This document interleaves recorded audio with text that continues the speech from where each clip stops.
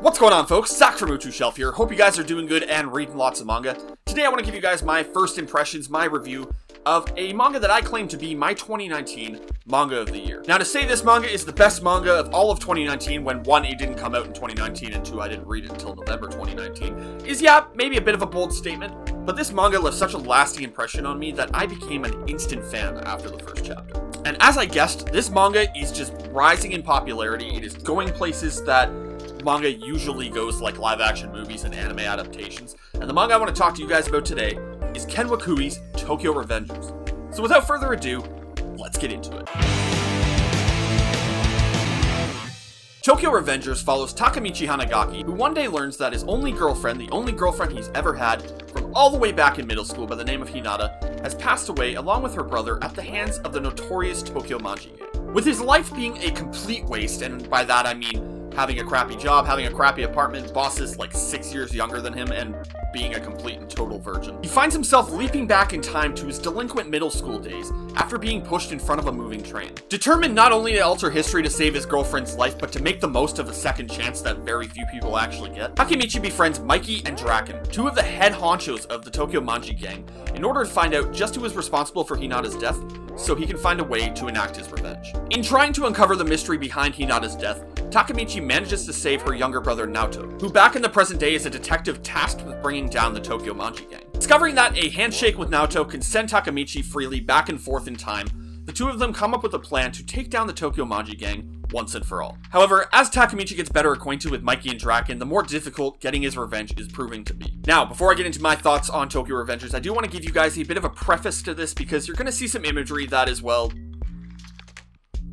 and I want to be as clear as humanly possible that this manga is in no way related to Nazis, has nothing to do with Nazis, there's nothing to do with Nazis in this manga at all. I don't think I could be any clearer than that. To my understanding, based on the cursory glance and research I did in order to add this preface to this video, this is a manji and this is a swastika, and they are two totally separate things, so we can all agree that Nazis suck. Manga, however, does not suck, so let's talk about manga instead. Now, when I put up my best of 2019 manga at the end of last year, a lot of people were like, I have never heard you talk about Tokyo Revengers in my life. You were just looking for some obscure, random series to throw in there to make yourself look cool. In my defense, I had my entire 2019 thing planned back in like the beginning of November. In the middle of November, I had bought this on a whim because it was by Ken Wakui. I had been really enjoying Shinjuku Swan, the live action movies, and I thought, you know what, I'm gonna check out this guy, see what he's all about, see what his manga's like.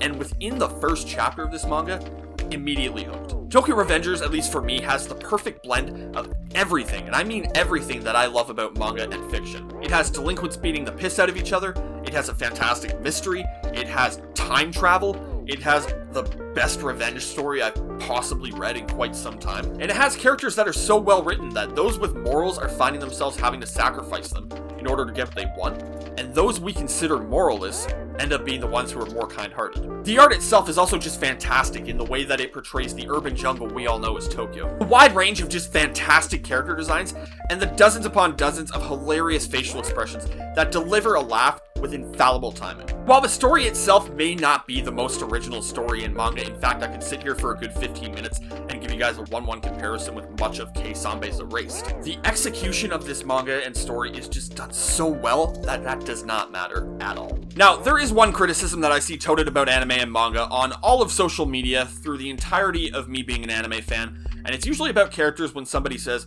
oh, that character's a self-insert and that's just bad writing. For the most part, I would tend to agree.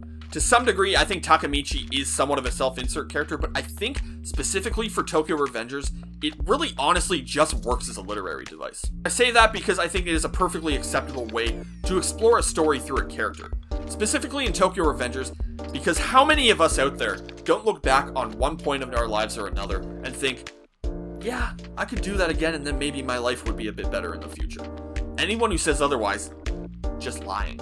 And I think having that sort of connection, especially to a character like Takemichi, is wholly important to how we experience the story. Because we can immediately relate to his dreams and his intentions, because they're dreams and intentions that we hold ourselves. For example, there is a scene towards the end of the first volume where Takemichi is dragged out of class by Draken and Mikey, and the three of them are talking, and then Takemichi is formally invited into the Tokyo Manji Gang. Now, they specifically like Takemichi because of his set of beliefs, for his ability and willingness to stand up for what he believes in, regardless of who they're standing up to and regardless of the cost. And Mikey says something along the lines of, I can get 1 million people to fight for me, but I can't get anyone just like you. Now, I'm hopeful that when the anime comes out, it's going to be one of the biggest things of next year. It's going to be immensely popular, and I'm really hoping that 2021, I said this last year about this year and it didn't happen, but whatever.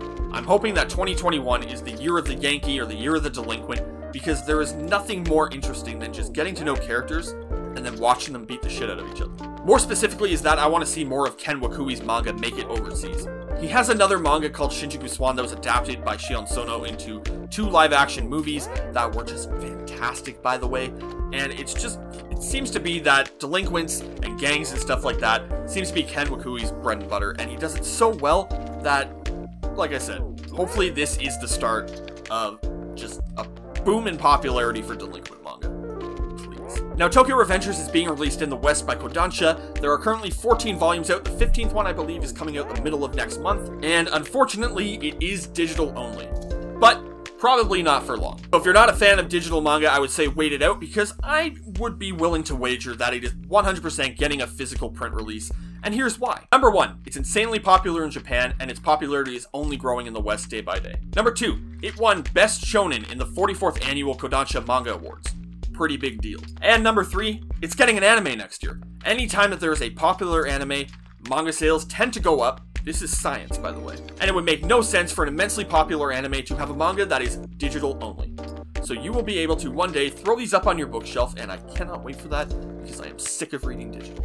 Now, I don't really think we need to rate this, do we? I guess we can do the rating section of this video, is that, obviously, as my 2019 manga of the year, I'm gonna rate it a thumbs up.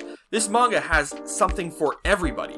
If you like delinquents, if you like time travel, if you like mystery, if you like drama, if you love just well-written characters who you think are just hotheads who are beating the piss out of each other, that end up being just these really well-written, well-rounded characters, just driving this story forward. Tokyo Revengers by Ken Wakui is a manga for you. I will stake my channel on this.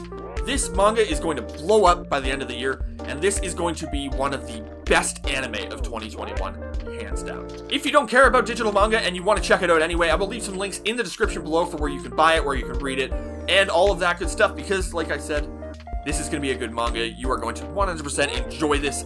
I guarantee it.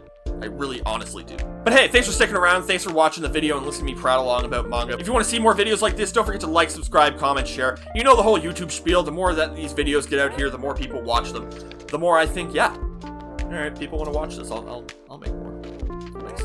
And as always, don't forget to support legal manga. Go to www.wherecanireadmanga.com to get the lowdown on where you can read manga for free through a subscription or per volume, and do it all in a way where we can get more manga like this. Anyways, until next time, folks, happy reading.